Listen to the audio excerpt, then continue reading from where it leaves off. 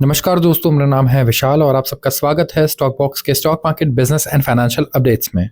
मैं दुनिया भर की खबरें आपके लिए लेकर आऊँगा जो आपको फाइनेंशियली इम्पैक्ट करने वाली हैं, मतलब कि आपकी सैलरी या बिजनेस ग्रोथ या तो बढ़ सकती है या घट सकती है। आपके इन्वेस्टमेंट्स जो आप कर रहे हैं वो उसकी वैल्यू घट सकती है, बढ़ सकती है। आपका इनकम या खर्चा तुरंत बढ़ या घट सकता है।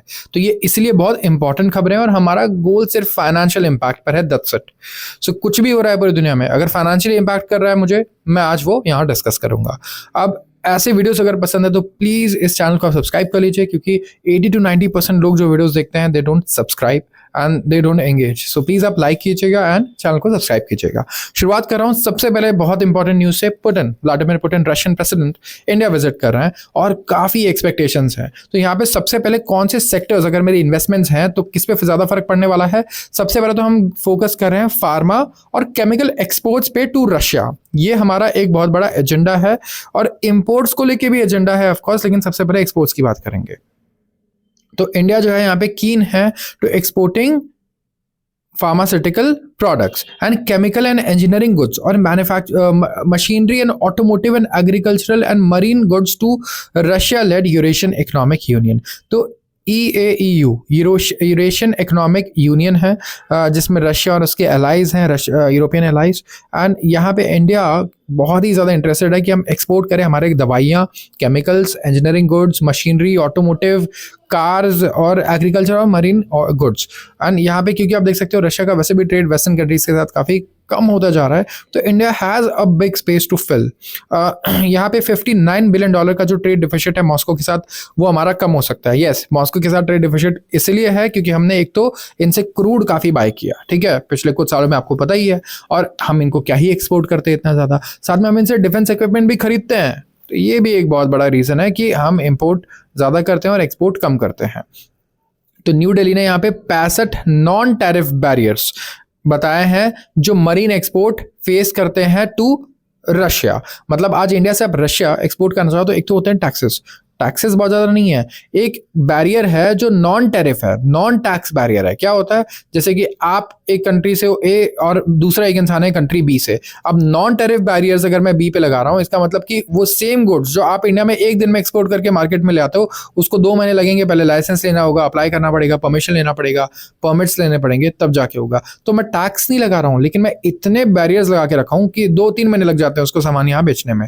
तो ये होता है नॉन टैरिफ बैरियर्स और इसका इस्तेमाल धड़ल्ले से होता है दुनिया भर में। अगर आप देखोगे तो यहाँ पे 4 कैटेगरीज ऑफ बैरियर्स यहाँ पे फेस आइडेंटिफाई किया गया है इंडिया द्वारा। इंडिया ने कहा है कि 4 मेन बैरियर्स आप लगाते हो। यहाँ पे एक तो फार्मा एक्सपोर्ट्स में दिक्कत होती है क्योंकि वहाँ पे रजिस्ट्रेशन प्रोसेस है, क्लिनिकल ट्रायल्स हैं और मार्केट एक्सेस भी पूरा नहीं मिल रहा है, हमें रेस्ट्रिक्टेड है, ठीक है। इसके अलावा प्राइस रजिस्ट्रेशन भी करना पड़ता है। तो EAEU यूरेशियन यूनियन में कौन कौन सी कंट्रीज आती हैं? अर्मीनिया है, बेलारूस है, कजाकिस्तान है, किर्गिस्तान है एंड रशिया है। जो इनिशियल डिस्कशंस हैं यहाँ पे वो है ऑन फ्रीक्वेंसी ऑफ टॉक्स और कुछ इंडिकेटिव प्रोडक्ट्स के, और जो इश्यूज हैं वो क्रूशियल हैं क्योंकि इंडिया अभी गियर अप कर रहा है पुतिन विजिट के लिए। सो इंडिया का जो शेयर है इंडिया रशिया के इंपोर्ट बास्केट में वो भी बहुत कम है। रशिया इंडिया से सिर्फ 2.3% टोटल सामान इंपोर्ट करता है अपने ओवरऑल शेयर का, जो बहुत कम है क्योंकि बहुत पुराने एलाइज भी हैं। एंड इंडिया जो है ट्रेड पैक्स में गोल्ड और सिल्वर जैसी चीज़ें नहीं रखना चाह रहा था, और ऑयल जो है वो टोटल 21% होता है इंडिया के टोटल रशियन इंपोर्ट्स का। तो रशिया एक की हमारा ट्रेडिंग पार्टनर है, स्पेसिफिकली एनर्जी सिक्योरिटी के लिए। अगर आप देखो तो रशिया बहुत इंपॉर्टेंट रोल आजकल प्ले करता है। हाइड्रोकार्बन्स, फर्टिलाइजर, वेजिटेबल ऑयल्स, ये भी ऐसी चीजें हैं जो इंडिया इंपोर्ट करता है। कहाँ से? रशिया से। तो ऑफिशियल्स का कहना है कि इंडिया एक्सपोर्ट कर सकता है सेपरेट सर्विस एग्रीमेंट।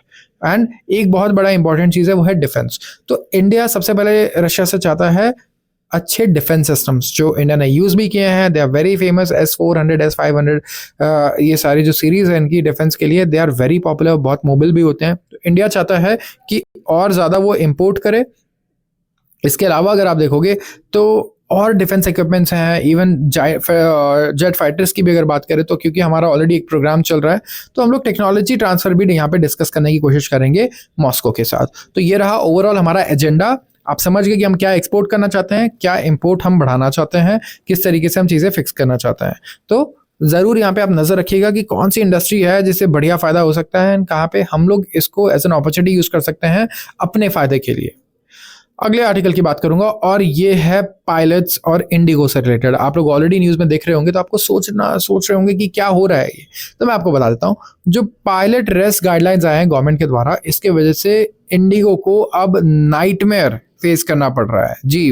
अब इंडिगो जो है इसने डिले किए हैं, कैंसिल किए हैं हंड्रेड्स ऑफ फ्लाइट्स पिछले 2 दिनों में। इंडिया का लार्जेस्ट एयरलाइन है ये।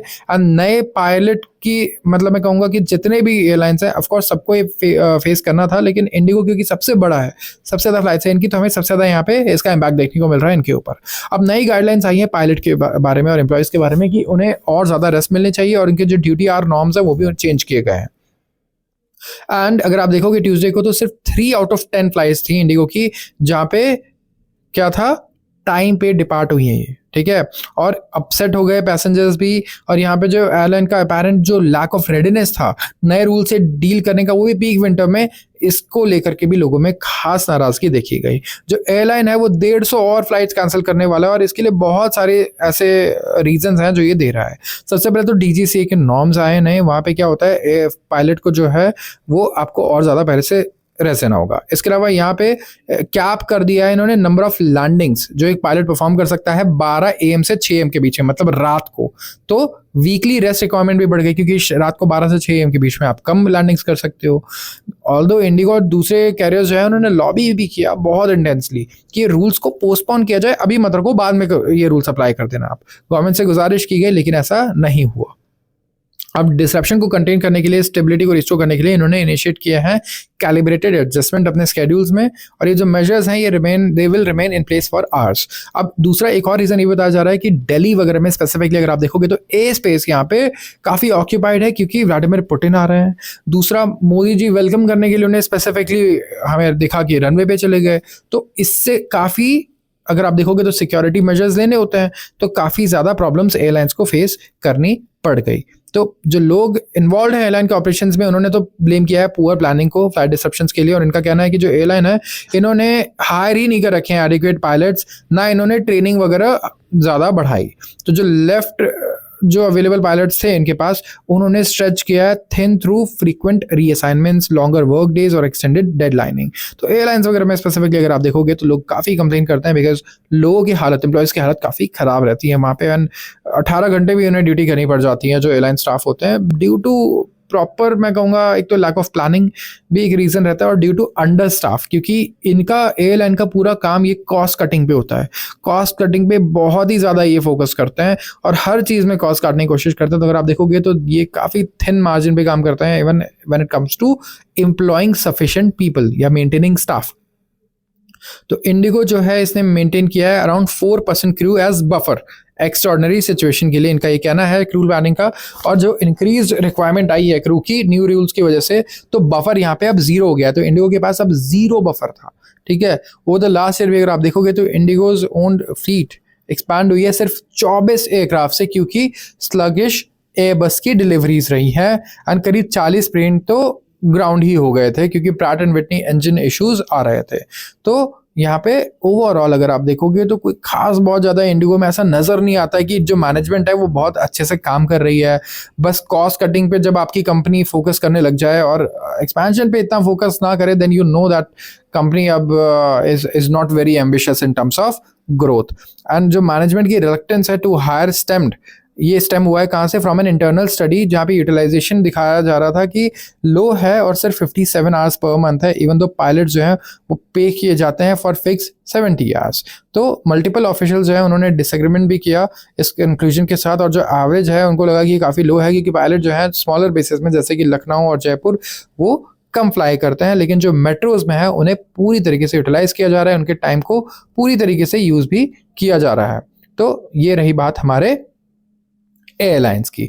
आज मैं बता दूं ऐसा कुछ खास आपको दिखने वाला नहीं है न्यूज़, इसलिए मैंने बहुत कम आर्टिकल्स कवर किए हैं क्योंकि आज आपको रेलेवेंट आर्टिकल्स मिलने ही वाले नहीं है न्यूज़पेपर में। बहुत ज़्यादा रुपए को लेकर के सेम वही न्यूज़ है, 90 टच कर दिया, आरबीआई इंटरवीन करेगा, टैरिफ की वजह से रुपया गिर रहा है, इसके अलावा FIIs लगातार बेच रहे हैं, वो भी एक रीज़न है रुपए के गिरने का, ठीक है। तो ये सब चीज़ें हमें देखने को मिल रही हैं, तो it is going to be same. So आज के लिए बस इतना ही। अगर वीडियो आपको पसंद आई हो तो ज़रूर आप इसे लाइक कीजिएगा और चैनल को भी सब्सक्राइब कीजिएगा अगर आप रोज़ ऐसे वीडियोस देखना चाहते हो तो। आप सबका बहुत बहुत धन्यवाद।